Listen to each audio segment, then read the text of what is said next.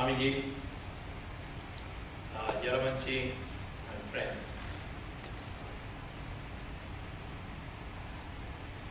There's one small correction I would like to make on what Yalamanchi said. He said that Indira Gandhi was the only man in the cabinet. Now that's a gender bias that you have reflected.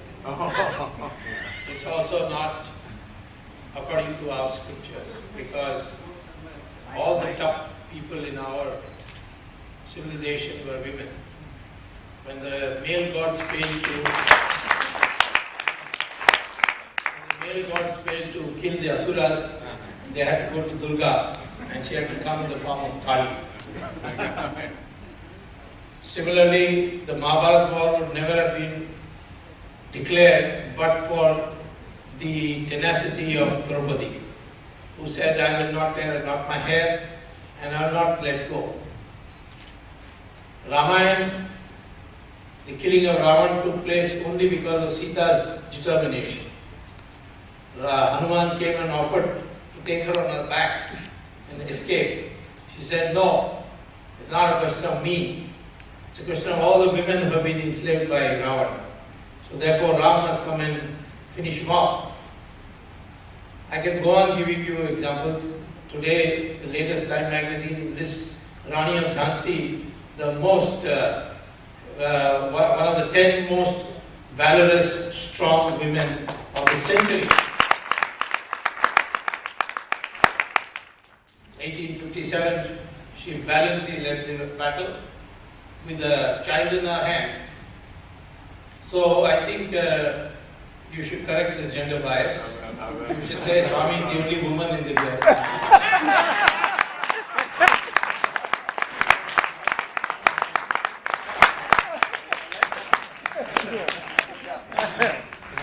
By the way, all the competitive exams, the first, second and third rank is now taken by women. So men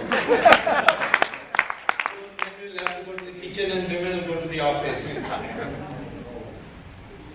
Well, I know the food will be terrible. I'm supposed to speak to you today about corruption being a disease and the cure for it. And it's my thesis which I'm speaking in India, which irritates a lot of secular people, that corruption is the cancer of our society. And Hindutva is the cure for it. And this is exactly what I will explain, how corruption is the cancer, and how Hindutva can cure it.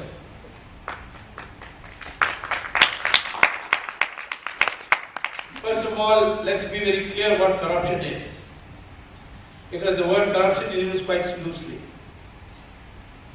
Digvijay Singh said that Ramdev is corrupt because he takes black money. So they said, how do you know he takes black money? He says he takes it in cash. Now that's not corruption. Supposing I am a crook and I have a lot of black money in my pocket and I go take a taxi to the airport and I give the taxi money his fare in cash. Does that make the taxi driver a corrupt person because he took black money from me? The corruption only arises when a public official misuses his public office for private gain. That is corruption. All the other things that people loosely talk about as corruption can be classified under fraud, under extortion, under cheating. But the corruption, which is really the one that causes the cancer in society, is when a public official misuses his office for private gain. The other forms that we see are essentially bilateral. But corruption is in the form I have defined to you, is multidimensional. First of all, when public office is misused for private gain, it usually, and always, not usually, it always happens, that a person who cannot get something on merit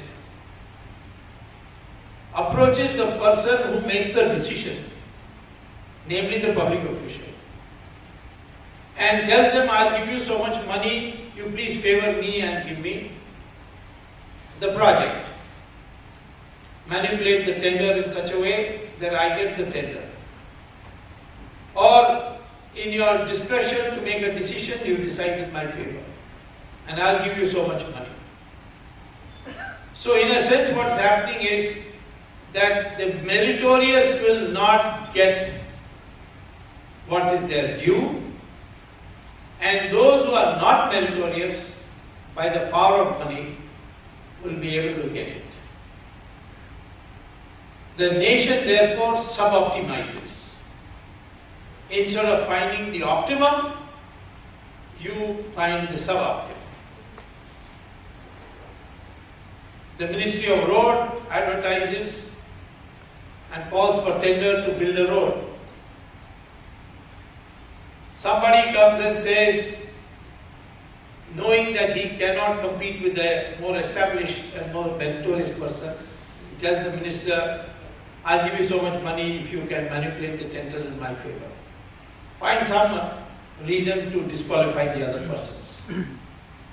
The minister says, this money that you're offering is not enough, give me some more. So he gives them some more, gets the tender. Having got the tender, he knows now that having minus so much money given to the minister, he cannot make a profit. So what does he do? He uses substandard material to build the road, and thereby saves enough money to cover the loss of the bride. And once he builds a substandard road, then the next monsoon the road disappears. Vanishes. It vanishes. I know one case which really happened. There was a terrible drought in the state of Orissa. So one collector sent a proposal to the government of India that there's a terrible drought in Orissa, people don't have water, so I should be allowed to dig, I should be provided funds to dig 500 wells so that people can get water. So the government sent the money to him because it's a desirable project, and he pocketed that money and wrote on the file that I have got 500 wells done. 2 years later he was transferred and a new collector came. And he opened the files and he saw that so many crores had been spent to build these wells. So he went on an inspection tour and he found there were no wells. So he came back and wrote another letter to the government. And my predecessor did a wonderful job during the drought of constructing 500 wells. Now there is no drought, but these wells have now started having mosquitoes and all. So I should be sent a few crores to cover up all these wells because we don't need these wells anymore. So he got these crores. And then he wrote, there were 500 wells built by my predecessor. Now I have sealed them all, and there are no more any wells there. So this kind of way of misusing, and it's all public funds. It's the taxpayer gives. So we have to therefore primarily focus on ensuring that a person does not misuse his public office for private gain. And this has now gone from the collector level to such a gigantic level that they say that the 2G spectrum scam is probably the biggest in the 20th and 21st century. What happened there? As Telecom Minister Raja wanted, that two of his friends should get the spectrum license. The only problem with these two friends was that they were not telecom people. They were real estate. They had no experience in telecom. One was a company called Swan, another was a company called Unitech. They are both real estate companies. But Raja was determined that these two companies will get